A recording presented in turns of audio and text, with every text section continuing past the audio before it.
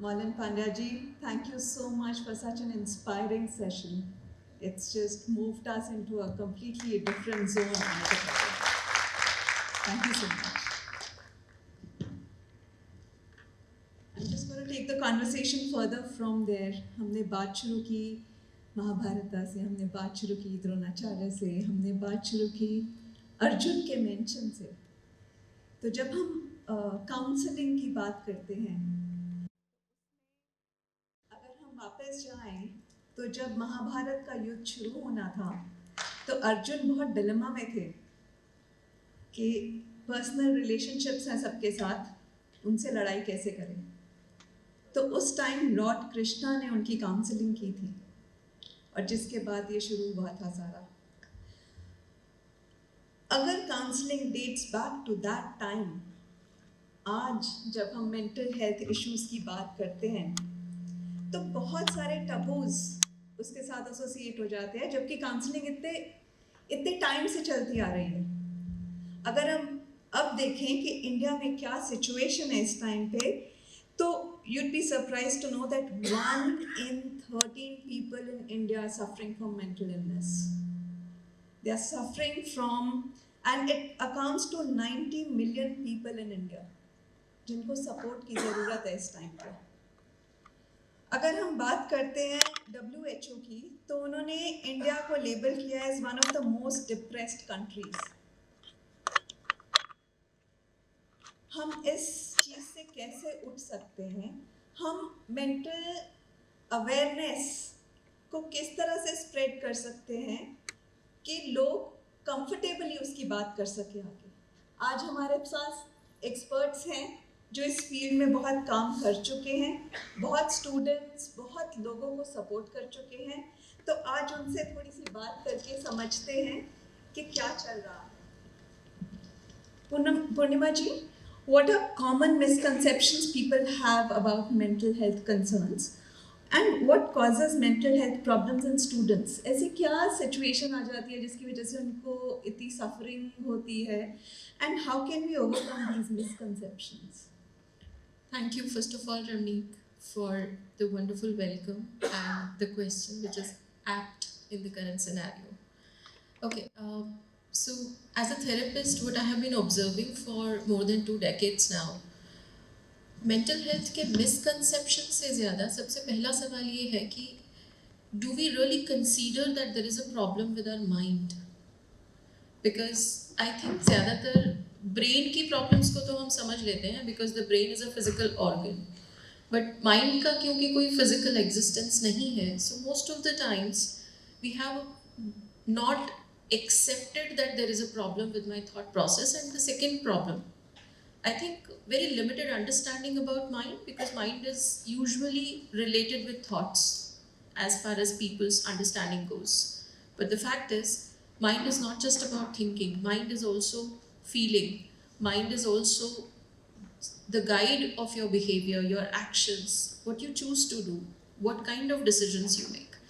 अगर मैं एंशियंट वैदिक थियोरीज के पर्सपेक्टिव से बात करूं, क्योंकि हम अर्जुन, महाभारत, ये सब बातें कर रहे हैं, so I would also like to tell you that हमारी जो पंचकोश थियोरी है, पंचकोश थियोरी के हिसाब से mind is basically the entire intelligence of your body. That is what mind means. Mind का मतलब है आपकी बॉडी की intelligence which is all over your body. So शायद आपके दिमाग में एक इमेज होगी कि माइंड मतलब ये पार्ट, बट ऐसा नहीं है. Mind is basically the entire intelligence of your body. How your body functions in a particular state, it comes from the mind around our body. Mind is an entire layer, a protective layer, a body intelligence, जिसको हम कहते हैं ना कि हमारी body में 3 brain होते हैं. एक ब्रेन तो सबको पता है, दूसरा the heart brain. Why? Because it decides the entire circulation. Oxygen का पूरा सर्कुलेशन हार्ट सेंटर से होता है. So heart centre is the second brain. And the third and the most important brain of our body is our gut, जिसको आप लोग six sense, intuition, अंतरात्मा की आवाज़, इनर सेल्फ, जो कुछ भी कहना चाहें.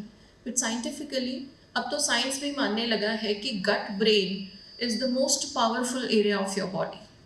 और जब कोई चीज़ आपको यहाँ गट ब्रेन में गलत लगे, मतलब वो सच में गलत है. So when you talk about mental health, it's not about that something is wrong with your brain. Mental health का मतलब है your own intelligence is working against you. आप अपनी ही लाइफ में अपने ही अगेंस्ट सोच रहे हैं, फील कर रहे हैं और फिर उसके बेसिस पर बिहेव कर रहे हैं. सो जब हम मेंटल हेल्थ की बात करते हैं, one of the most common misconceptions as Ramneek asked, that we consider mind equal to brain, which is not. Mind is not equal to brain. Mind is equal to body plus brain. Body and brain both have been a part of our mind. So mental health is not just about a problem with your thinking or a problem with your brain. Mental health issues are, अगर hypertension का problem है तो वो भी mental health issues हो सकते हैं. High BP की प्रॉब्लम कई बार मेंटल हेल्थ प्रॉब्लम की वजह से होती है, ना कि लाइफस्टाइल इश्यूज की वजह से. रादर समटाइम्स लाइफस्टाइल इश्यूज भी हमारे मेंटल हेल्थ का हिस्सा हैं. अगर मैं अपनी हेल्थ का ध्यान नहीं रख रही हूँ, अगर मैं एक्सरसाइज नहीं कर रही हूँ, अगर मैं बार बार बीमार पड़ रही हूँ, इसका मतलब मैं अपने अगेंस्ट काम कर रही हूँ. I am working against my own innate intelligence. And that is the real meaning of mental health. So this is one misconception. Two, there's a gender bias. Her area में जैसे मेल फीमेल कंपैरिजन किया जाता है, वैसे mental health area में भी ये bias है.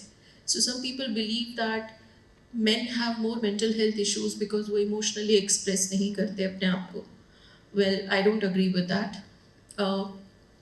थोड़ा बहुत डेटा इंटरवेंशन या डेटा स्टैटिस्टिकल एनालिसिस में डिफरेंसेस आ सकते हैं, but mental health challenges are more or less equal with male and female both. So that is another misconception. One biggest misconception, that there is nothing like mental health issues. I don't know how to answer this question because इस misconception के लिए सबसे पहले हमें ये मानना पड़ेगा कि अगर मुझे सुबह उठने में दिक्कत हो रही है, it can be a symptom of mental health challenge. हमारे यहाँ तो नॉर्मली अगर बच्चा ये कहे या कोई भी इंसान ये कहे कि आज मुझे ऑफिस नहीं जाना या आज मुझे स्कूल नहीं जाना, the family members are like, तुम्हें तो रोज़ नाटक करने की आदत पड़ गई है. So while we claim to be one of the most compassionate cultures globally, I think हमारी बेसिक एम्पैथी धीरे धीरे खत्म होती जा रही है. हमें ये समझने में दिक्कत होने लगी है कि अगर कोई इंसान अपने डेली रूटीन में एक्टिव नहीं है या उसे काम करने में मुश्किल हो रही है या डिसइंटरेस्ट बढ़ता जा रहा है, it can be a sign of a mental health issue. So I think we need to ramp up our empathy quotient also. We need to understand कि हर इंसान बहाना नहीं बना रहा है, या हर बच्चा जो ये कह रहा है कि उसे सुबह पेट में दर्द हो रहा है या सर में दर्द हो रहा है, it can be a symptom of a mental health challenge. You would be surprised to know that anxiety में headache is a very common symptom. So if a child says that he has headache or he has stomachache, chances are that if you take him to a psychiatrist or a psychologist or a pediatrician or a physician, he might get diagnosed with generalized anxiety. But for that, the family first has to understand that there is something called anxiety or there is something called mental health challenge. Another misconception, that psychiatric drugs body को harm करते हैं या इंसान को सुला देते हैं. See, there are certain medications which put your thought process to rest because that is what is needed for the time being. लेकिन इसका ये मतलब नहीं है कि साइकाइट्रिक दवाइयाँ आपकी बॉडी को नुकसान करेंगी. Wherever you need to take medicine, it is a must. You cannot have a choice when it comes to treating a particular illness or a disorder or a disease. अगर आपको fever में 15 से 20 variants मिलते हैं तो just understand that anxiety और depression के भी वेरिएंट्स होते हैं. There is something called smiling depression. I don't know how many of you have heard about it. The person will be totally normal, smiling, socially apt, functioning, सब कुछ है, मगर फिर भी एक साइकोलॉजिस्ट और साइकाइट्रिस्ट आपको उसका डायग्नोसिस बता सकता है कि वो इंसान डिप्रेस्ड है. How many of you would believe it? आप शायद उस साइकाइट्रिस्ट को भी कहेंगे कि पैसे बनाने के लिए गलत डायग्नोसिस दे रहा है. But then you need to understand that जैसे फीवर, हर फीवर नॉर्मल फीवर नहीं होता और हर फीवर डेंगू भी नहीं होता, उसी तरह हर फंक्शनिंग इंसान नॉर्मल है ये मानना भी गलत है. और कुछ केसेस में साइकाट्रिक ड्रग्स देनी ज़रूरी है. There is no other option. And one another misconception is teenagers के एग्रेसिव इश्यूज को या बिहेवियरल चैलेंजेस को most of the people say कि ये तो हार्मोन्स की वजह से है. I am sorry to say but let's not go by Google और WhatsApp university. Though we are digitally empowered, we have ways to figure out information. But it is a sincere request to all of you from my side. Please do not believe whatever Google tells you. I myself can tell you 10 to 15 websites जिस पे anxiety के symptoms गलत लिखे हुए हैं, जिस पे depression के symptoms गलत लिखे हुए हैं. So please अगर आप लोग अपने symptoms identify करने के लिए डॉक्टर की बजाय digital medium use कर रहे हैं, so that is going to be very risky. क्योंकि गूगल पर लिखने वाले लोग ज़रूरी नहीं है कि मेंटल हेल्थ के फील्ड से आते हैं. वो लोग कौन सी किताब में से क्या पढ़कर क्या वेबसाइट पर लिख रहे हैं, I am really not sure. And I think आप में से काफ़ी लोग जानते हैं content writing is a major profession today. लेकिन कंटेंट राइटिंग के प्रोफेशन में not every content writer belongs to the field ही और शी इज़ राइटिंग अबाउट. हर इंसान हर फील्ड के बारे में लिख रहा है without verifying the information. So please do not go for digital information unless you have verified it. काफ़ी लोग कहते हैं कि सुसाइड के सिम्टम्स या सुसाइड कौन करने वाला है ये आप पहले से बता सकते हैं, उसकी बातों पर अगर आप ध्यान दें, उसके बिहेवियर पे अगर आप ध्यान दें. I am sorry, it's not always true. Suicidal ideation एक बहुत कॉम्प्लेक्स प्रॉब्लम है. And as I said, something like smiling depression, वैसे ही सुसाइडल आइडिएशन आइडेंटिफाइबल नहीं होता हर केस में. It takes a doctor to identify whether the person can commit suicide or is at the risk of suicide. So self diagnosis is one of the biggest problems we are facing today. I hope, Rani, I have answered all your questions. Thank you. Hello. Yeah. Sonal, I'll move on to you. हमने अभी बहुत सारे misconceptions के बारे में सुना और हम ये भी देख रहे हैं कि आजकल बहुत सारे celebrities they coming to the forefront and they're acknowledging that they're facing a lot of mental issues. आपको क्या लगता है कि ये किस तरह से is it really helping our society to overcome the stigma or the taboo that's there? Thank you once to you and Sanskar Ram for inviting me over here.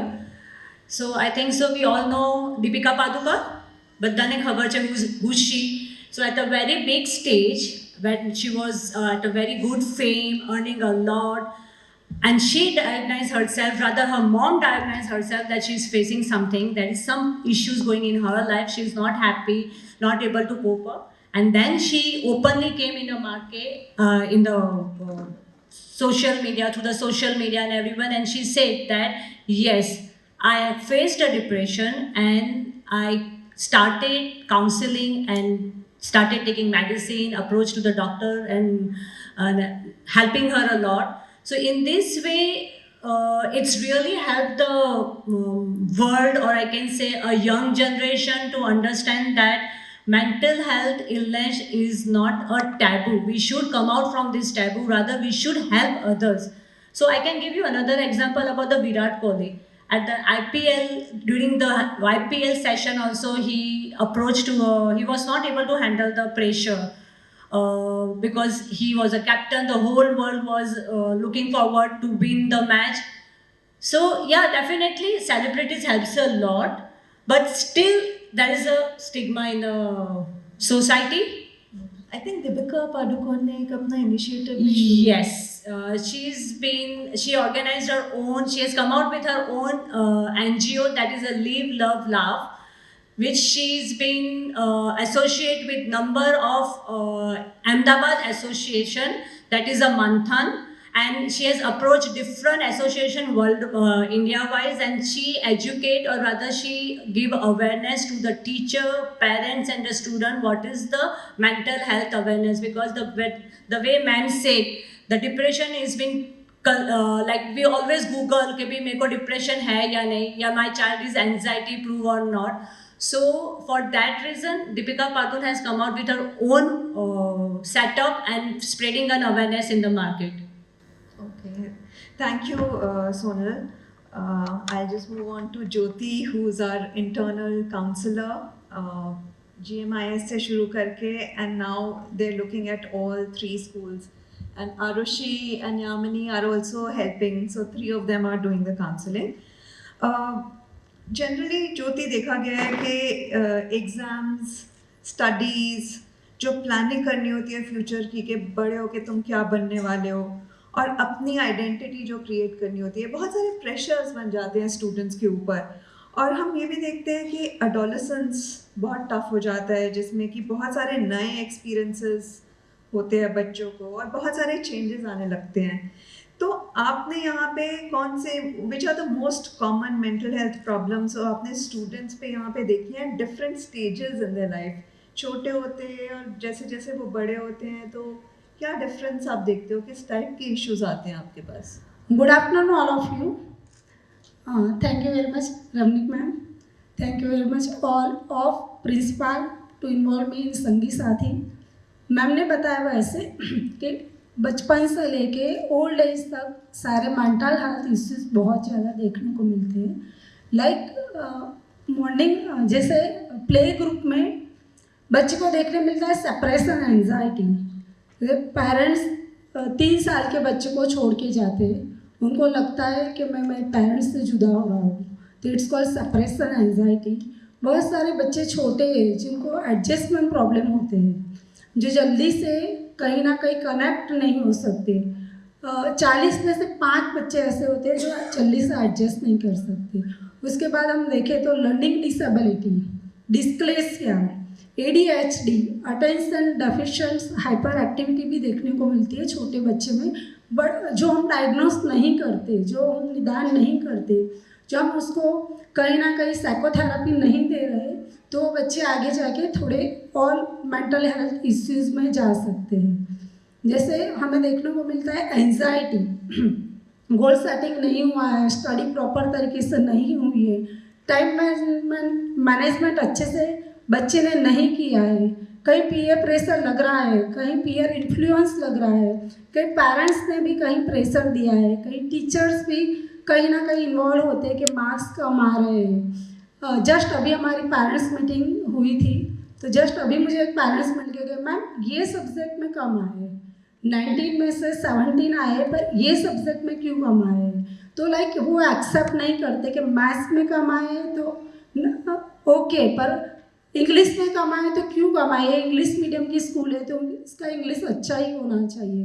तो पेरेंट्स को भी लगता है कहीं ना कहीं कि बच्चे और कंपटीशन में बढ़ जाए, उनको peer pressure, parents pressure, teacher pressure, ये सब होने की वजह से कहीं ना कहीं एंजाइटी, लाइक हम डायग्नोस करते हैं एंजाइटी, पर कहीं ना कहीं स्टार्ट होता है थोड़े से स्ट्रेस से. जो हम वही स्ट्रेस कम कर ले, ओवरकम कर ले, तो मेंटल हेल्थ इश्यू होंगे ही नहीं.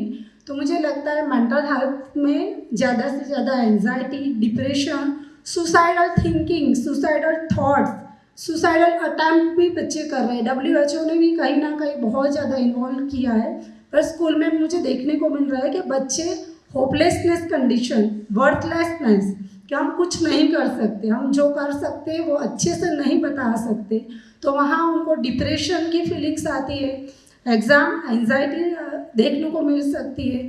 तो like ADHD, learning disability, anxiety, depression और ईटिंग डिसऑर्डर भी बहुत देखने को मिल रहे हैं. तो I think so ma'am mental health issues देखने को मिल रहे हैं, पर उसको हम ओवरकम अच्छे से कर सकते हैं, इन्हीं से ले सकते हैं। Thank you. Thank you Jyoti. I think हमने बहुत सारी ऐसी आई मीन से देखा है, टेस्टिमोनियल्स भी देखे हैं जो स्टूडेंट्स ने दिए हैं जहाँ पे उनकी ईटिंग हैबिट्स अब बेटर हुई हैं। जैसे हम ईटिंग हैबिट्स की बात करते हैं तो मैं सोनल के पास जाऊंगी वापस, क्योंकि she is a nutritionist also, psychologist, post psychology तो आप देखते हैं, साथ में आप न्यूट्रिशनिस्ट भी हैं। और हम बहुत सुनते रहते हैं हेल्दी बॉडी हेल्दी माइंड, पर जब हम हेल्थ की बात करते हैं तो हम फिज़िकल हेल्थ की बात करते हैं और मेंटल हेल्थ पे जाते नहीं हैं बहुत बारी।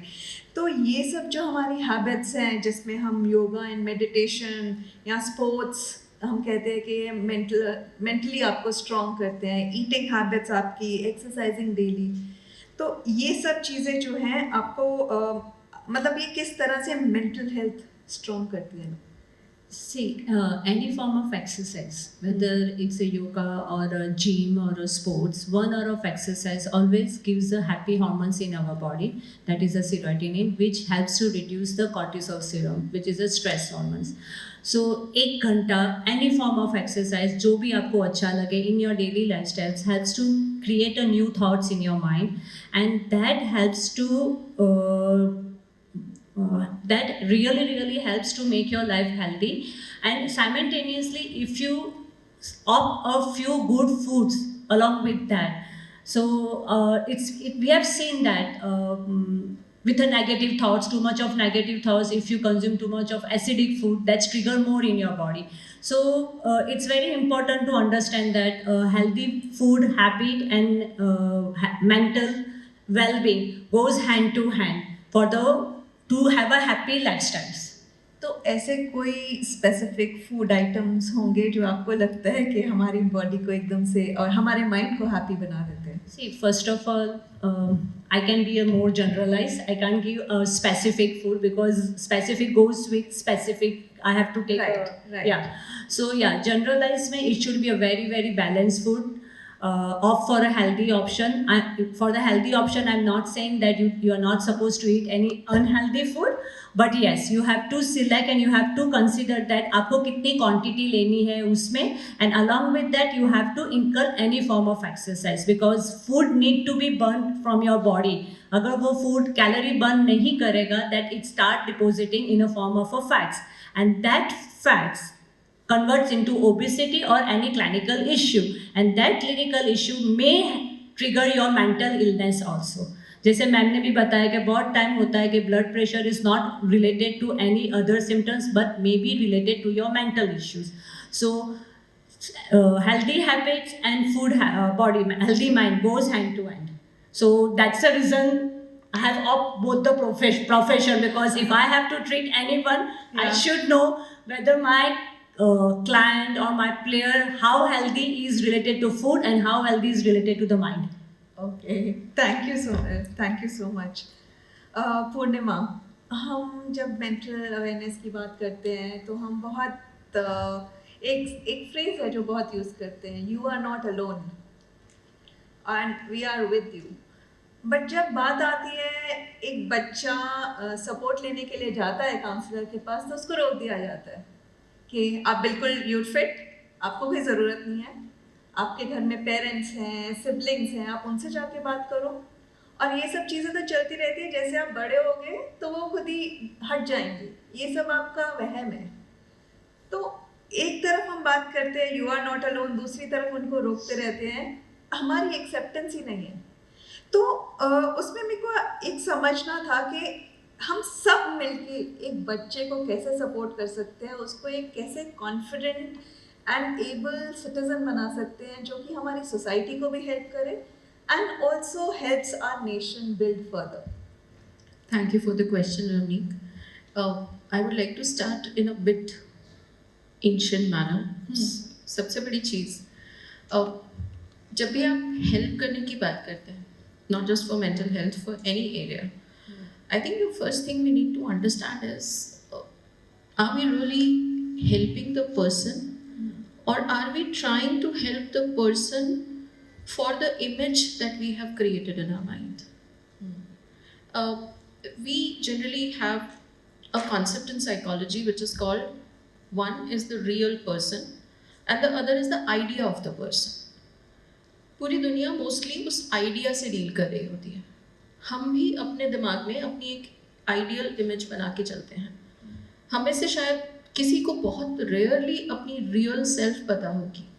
हम सबके दिमाग में एक इमेज है, 5 फुट 4 इंच हाइट है, इतना वेट है, मेरा कॉम्प्लेक्शन ऐसा है, मेरे थॉट्स ऐसे हैं, मुझे ये पसंद है, मुझे ये नहीं पसंद है, मुझे ये करने पे बुरा लगता है, मुझे ये करने पे अच्छा लगता है, and so on and so forth. Now इस आइडिया के बियॉन्ड जो है वो है आप. And the same is true for children. हर माँ बाप के दिमाग में अपने बच्चे की एक इमेज होती है जो तब से बन रही होती है जब से मम्मी ने कंसीव किया होता है. मेरा बच्चा ऐसा होगा, मेरा बच्चा वैसा होगा, उसकी ऐसी हैबिट्स होंगी, उसका ये होगा. At the moment child is born, all those projections, मैं प्रोजेक्शन इसलिए कह रही हूँ क्योंकि एक्चुअली कोई भी माँ बाप बहुत रेयरली अपने बच्चे को जानते हैं. आप अपने बच्चे के बारे में वो जानते हैं. सी इट्स लाइक कन्फर्मेशन बायस. आपने पहले से अपने दिमाग में एक इमेज क्रिएट कर ली है कि मेरा बच्चा ऐसा होना चाहिए, और पूरी ज़िंदगी आप अपने बच्चे के बिहेवियर से उसमें से चीज़ें टिक कर रहे होते हैं या क्रॉस कर रहे होते हैं. एक्चुअली अपने बच्चे को जानने की कोशिश आई थिंक 1% पेरेंट्स करते हैं. And in most of the parenting talks that I give या sessions that I take, I always tell parents, पहले मुझे ये बताइए कि आपका बच्चा क्या है. And most of the parents don't have an answer, क्योंकि वो मुझे जवाब ये बताते हैं कि उनके बच्चे के बारे में वो क्या जानते हैं. मेरा सवाल ये नहीं होता कि आप अपने बच्चे के बारे में क्या जानते हैं. मेरा सवाल ये है कि आपका बच्चा क्या है. And the same question I would request all the people who are parents or teachers present here, ask yourself, आप क्या हैं. आप भी तो वही इमेजेस जी रहे हैं ना जो आपके पेरेंट्स और टीचर्स ने आपको बचपन से दी हैं अपने बारे में. आपके मम्मी पापा ने आपको हमेशा ये कहा कि ओ यू आर इंटेलिजेंट. सो आज तक आप उस इंटेलिजेंस को लिव अप करने की कोशिश कर रहे हैं. जिन जिन सिचुएशंस में आप इंटेलिजेंटली बिहेव नहीं कर पाते वहां पर you feel guilty, you feel ashamed. आप एक्सेप्ट नहीं कर पाते कि अरे मुझसे ये गलती कैसे हो गई. क्यों? क्योंकि माँ बाप ने, टीचर्स ने बचपन से ये इमेज दिया, oh you are intelligent. But did you know actually yourself? आपने अपने आप से कभी पूछा कि मैं एक्चुअली इंटेलिजेंट किन एरियाज में हूँ, किन एरियाज में नहीं हूँ? नो डाउट जो लोग हमसे प्यार करते हैं वो हमें अच्छा फीडबैक देते हैं, पर उस अच्छे फीडबैक को सच मानना ये हमारी गलती है. अगर कोई मुझे किसी दिन एक कॉम्प्लीमेंट दे रहा है कि आपसे बात करके अच्छा लगा, तो मुझे उसको अपनी रियलिटी नहीं बनाना है. मुझे ये समझना है कि इस पर्टिकुलर सिचुएशन में इस इंसान को मुझसे बात करके अच्छा लगा. ज़रूरी नहीं है सबको मुझसे बात करके अच्छा लगे. ये फॉल्स परसेप्शंस, ये फॉल्स नोशंस जब तक टीचर्स और पेरेंट्स के दिमाग में रहेंगे बच्चों के बारे में, तब तक everybody is going to be alone. Because mental health issues are not just about depression, anxiety. Mental health issues are about self. And honestly speaking, एक चीज़ है जो मैं ऐड करना चाहती हूँ कि ज़्यादातर mental health perceptions, they talk about thinking, feeling, behavior, लेकिन एक aspect है जो मिस हो जाता है और वो है emotions.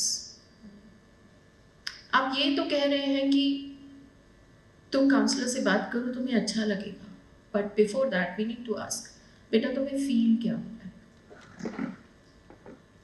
And then second thing, we need to be ready to listen the most avoidable answers. For example, अगर आपका स्टूडेंट आपको ये कहे I don't like you as a teacher, don't make it about yourself please. It's not about you, it's about the child and his experience. और ये याद रखिए, आप जितने लोगों को मिलते हैं और जितने लोगों को पढ़ाते हैं, जिनके साथ आप रहते हैं, हर इंसान आपको पसंद नहीं कर सकता. It's not possible. So ideal stage से उतर के रियल स्टेज पे कदम रखना, दैट्स द फर्स्ट स्टेप. और ये मानना कि अगर मैं बच्चे से ये पूछूं कि बेटा आपको क्या महसूस हो रहा है, Why are you not feeling good? तैयार रहिए कि शायद वो आपको ये कहेगा कि मुझे आप बिल्कुल पसंद नहीं है। आई विश मैं आपकी क्लास मिस कर सकता। आई विश मुझे आपकी क्लास नहीं पढ़नी पड़ती। आई विश मुझे ये सब्जेक्ट कोई और टीचर पढ़ाता। And parents, you also be ready to listen. काफ़ी बच्चे सेशंस में ये कहते हैं, आई विश मेरी मम्मी कोई और होती, आई विश मेरे पापा कोई और होते। Please do not feel bad about it. बच्चा सीरियसली नहीं बोल रहा है, पर शायद आपके साथ कोई ऐसी बात हुई है, आपके बिहेवियर में उसने कुछ ऐसा फील किया है, कुछ महसूस किया है जो उसे अपने लिए सही नहीं लग रहा। And this is what mental health is first about, how a person feels about himself. बच्चा हो, आप हो, आपको भी हर इंसान तो अच्छा नहीं लगता होगा। ये और बात है कि क्योंकि हम मैच्योर हो गए हैं, सोसाइटल बाउंड्रीज से बंधे हुए हैं, हम इमीडिएट फीडबैक नहीं देते।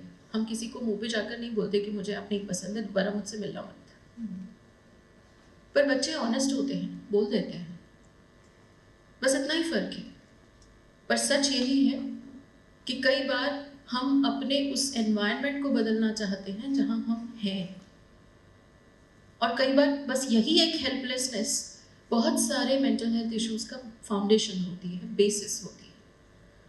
Since ma'am was talking about a lot of disorders, I just want to add a common disorder, Yes, please, if you don't mind. Yes, please. And that is oppositional defiant disorder, ODD या conduct disorder, what we say, जहाँ बच्चे पलट के जवाब देते हैं, aggressive हो जाते हैं, जानबूझ के रूल्स तोड़ते हैं। फॉर एग्जाम्पल, पता है कि तेज ड्राइविंग करना मेरे लिए ही नुकसानकारक है, ज़रूरत भी नहीं है, लेकिन सिर्फ इसलिए कि मम्मी ने मना किया है मुझे रैश ड्राइविंग करना है।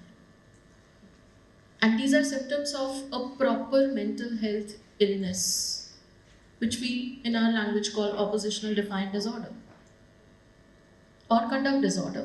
Proper treatment है, juvenile delinquency के examples हैं, बहुत कुछ मिल जाएगा आपको इस पर। But the point why I want to bring it out here is, अगर बच्चा गुस्सा है या aggression दिखा रहा है, it is not necessarily about you. Issue is not about you. The issue is about the child. So counsellor को, doctor को जाके ये बोलिए, मेरा बच्चा बहुत ज़्यादा स्ट्रगल कर रहा है। Change your language. प्रॉब्लम ये है ना कि मैं जब भी पेरेंट्स को सुनती हूँ, उनकी कंप्लेंट्स हमेशा अपने बारे में होती हैं। They always try to portray themselves as victim. हर पेरेंट का एक ही स्टेटमेंट होता है, देखो मैम, माँ बाप की तो कोई इज्जत ही नहीं है, हम इनके लिए सब कुछ कर रहे हैं, पर ये उल्टा जवाब हम ही को देते हैं। Now in this whole statement, in this whole scenario, आपका बच्चा मुझे नहीं लगता आपके लिए इम्पॉर्टेंट है, बिकॉज आप जो बात कर रहे हैं that is about you. So first of all, just shift the perspective. जहाँ आप खड़े होकर अपने बच्चे को देख रहे हैं, वहाँ से थोड़ा सा हट के बच्चे के बाजू में जाके खड़े हो जाइए, and then look at the situation, and then I think you are not alone, won't be any more needed. Yes. And I think जब आप ये बोल रहे थे तो मेरे को एक और चीज़ माइंड में आई कि बहुत बार ऐसा होता है कि एक बच्चे का गुस्सा उस पर निकलता है जिससे वो बहुत क्लोज है, तो उसका गुस्सा किसी और चीज़ पे है, पर वो आके शायद मम्मी पे गुस्सा निकालेगा क्योंकि उसको लगता है यहाँ पे मैं गुस्सा निकाल सकता हूँ। Running two things. So since I'm a therapist, तो scientifically the reason is something else. Yes. Emotional reason is this कि आप जिस पे प्यार करते हो उस पे गुस्सा करते हो, but this is not true. आप गुस्सा सीखते हो, it's a condition behaviour. Right. And बचपन से इंडियन घरों में ये देखा जाता है कि the lady is the brunt of everybody's act. In laws हों, हस्बैंड हों, बड़े भाई बहन हों, या बड़े को सिस्टर्स या हस्बैंड के रिलेटिव्स, एवरीबडी, वो जो किसी को नहीं कह सकते वो घर की लेडी को आके कहते हैं। So the growing up child has an understanding that this is the most powerless person in the house. Okay. And the second thing is, parents गुस्सा उस पे निकालते हैं, उस बच्चे पे निकालते हैं जब वो बड़ा हो रहा होता है। बट जैसे बच्चे बड़े होने लगते हैं, हमारा गुस्सा भी एक्सप्रेशन में कम होता है, इंटेंसिटी में तो नहीं होता। Why? Because the going around quote is, बच्चा बड़ा हो रहा है, उस पे हाथ मत उठाओ, right? So the theory says that हम हमेशा अपने से पावरलेस इंसान पे गुस्सा निकालते हैं, नॉट जिससे प्यार करते हैं उसको। सो हम बच्चे को ये अननोइंगली सिखा रहे होते हैं कि जो तुमसे पावरलेस है उस पर गुस्सा करो। And out of both the parents who is powerless, mostly the mother, तो बच्चे उस पर गुस्सा निकालते हैं। एंड सेकेंड, आपने स्कूल्स में भी अगर ऑब्जर्व किया हो तो बच्चे क्लास में फाइट उससे पिकअप करते हैं जिसको फिजिकली ओवरपावर कर सकते हैं। अपने से स्ट्रॉन्ग बच्चे के साथ कोई फाइट पिकअप नहीं करता। द रीजन इज हमारे पेरेंट्स ही अननोइंगली सिखा रहे होते हैं कि पंगा उससे लो जिसको फिजिकली ओवरपावर कर सकते। Plus the kind of talks हमारी फैमिलीज में जो होती हैं, काफ़ी पेरेंट्स बड़ा प्राउड फील करते हैं अपने बच्चों के बारे में। मैंने तो बोला है कोई एक मारे तो सामने से 2 मार के आना। What are you teaching your child? And why is it a badge to wear? I mean, retaliate करना या confront करना सिचुएशन पे डिपेंड करता है, आपके पावरफुल होने पे डिपेंड नहीं करता। It's the situation, it's the context that demands whether you will retaliate, whether you should retaliate. But parents बहुत proudly, કોઈ નું સાંભળવાનું નહીં હો, કોઈ એક કહે ને તારે પછી બોલવાનું, लगाई देवाનું, હું જોઈ લઈશ પછી। Now, आप अपने बच्चे को ये मैसेज दे रहे हैं, डोंट फॉरगेट कल आप भी सामने खड़े हो सकते हैं, क्योंकि आपने अपने बच्चे को ये मैसेज दिया है कि उसको किसी से नहीं सुनना है, तो उस किसी में आप भी आते हैं, तो कल वो आपका भी नहीं सुनेगा। सुनने की आदत, it's a skill. I think all counsellors would agree, all teachers would agree that listening is a skill. So जब as parents, as teachers, you want your child to listen, then first you have to portray that behavior. You have to give out that behavior in your words, in your action. You can't just be telling your children कि जाओ किसी ने तुमको गलती से मारा उसको 2 थप्पड़ लगा कर आओ। Why? I think Okay, this is that also leads me to the last question, and quickly, in short, 2 words, maybe all of you can answer. कि वो क्या स्किल्स हैं जो एक काउंसलर में होनी चाहिए, और एज टीचर्स भी जब हम बच्चों को सपोर्ट करना चाहते हैं तो वो क्या एबिलिटीज़ हमें अपने आप में डेवलप करनी चाहिए जो कि एक बच्चे को सपोर्ट कर पाए। okay. So now this is a very tricky question because when we talk about developing skills, I think we have a long way to go. Yes, Most of the times we go by the knowledge that is given to us through books. right. We don't go by the self analysis. जो अंतर्दृष्टि की बात हमारे शास्त्रों में कही गई है कि आत्मज्ञान या आत्मज्ञान सबसे बड़ा है, पर आज हम में से कोई भी आत्मज्ञानी नहीं है। हम सब वो सीख रहे हैं जो ज़्यादातर लोग प्रैक्टिस कर रहे हैं। That becomes the behaviour to learn. अगर आपके आसपास के 10 लोग एक पर्टिकुलर तरह से बिहेव करते हैं, then you don't question that behavior, nor do you read about that behavior whether it is right or wrong. What you do is, okay, I want to be a part of this. So the first thing I think we all need to understand is, before you speak, ask yourself, is it necessary? I think ये बहुत cliche sentence है, but ज़रूरी है।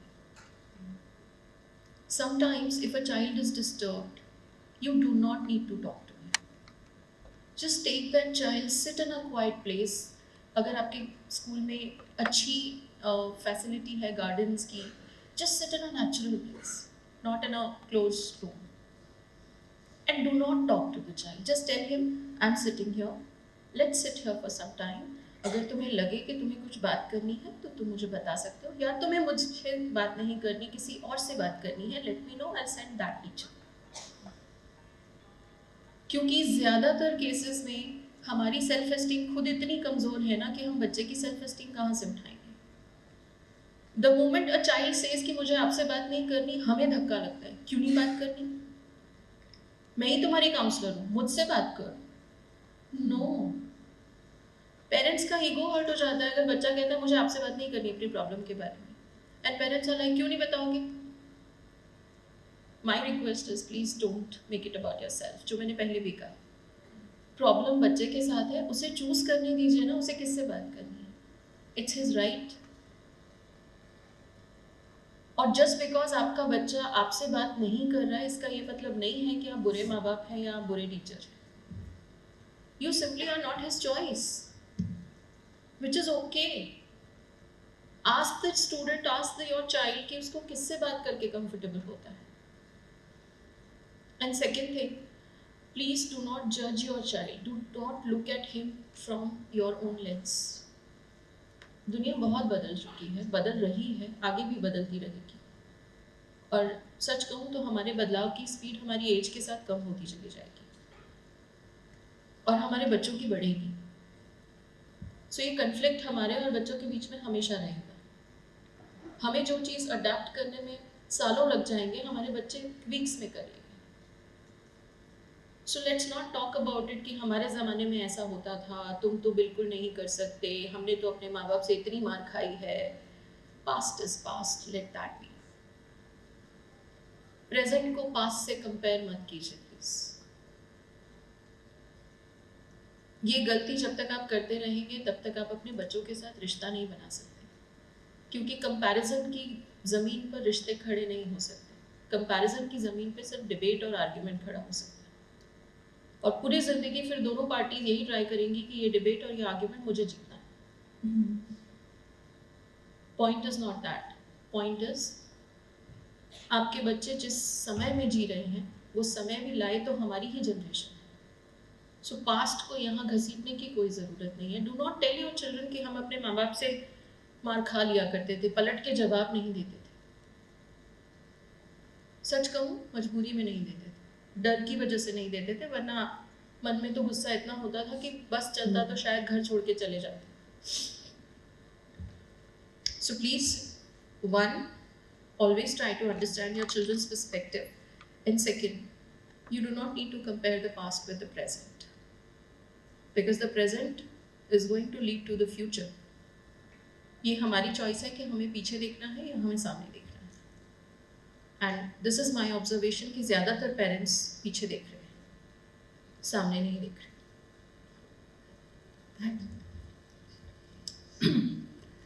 Ramnik ma'am ने पूछा कि कौन सी skill not only for counsellor, teachers and mothers and parents also, I feel कि अंडरस्टैंडिंग के साथ लिसनिंग होनी चाहिए.